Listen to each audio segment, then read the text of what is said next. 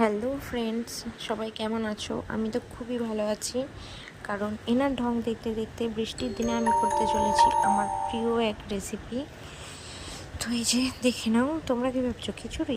একদমই না। এই দেখো, আমি করব চিকেন বিরিয়ানি, আর সেটাও হচ্ছে কাঠের উনানে। তো তোমরা জানিও কে কে আমার এই বিরিয়ানির রেসিপি জানতে চাও। যদি ভালো লেগে থাকে তাহলে কমেন্ট বক্সে আমাকে কমেন্ট করো। আর প্রথমেই আমি যে ভাতটা করেছিলাম সেটা দেখাতে ভুলে গেছি।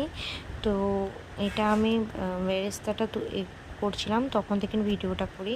তো বেরেস্তাটা আমি কিছুটা তুলে নেওয়ার পরে বেরেস্তাটাতেই জল দিয়ে ভালো করে মশলা দিয়ে মাংস আর আলুটা এটাতেই বয়েল করে নেব। তো এখানে মা ঠাম্মি আমাকে হেল্প করছিল, কারণ এটা কাঠের উনানে হচ্ছিল, আর আমি কাঠের উনান ঠিকমতো করতে পারছিলাম না।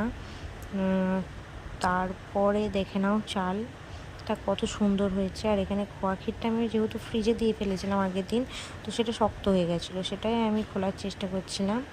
আর আমি আরেক ভুল করেছি, সেটা হচ্ছে দইটা ডিপ ফ্রিজে দেওয়ার কারণে আমার দইটা হচ্ছে বরফ হয়ে গেছিলো। তো সেটাও আমি ঠিক করলাম, ভালো করে বরফটা করে। এই যে বিরিয়ানিটা ফাইনাল রেজাল্ট। আর এখানে বাপি, দাদু আর ভাই বোনেরা খাচ্ছিল। তো এই হচ্ছে আমার বিরিয়ানি।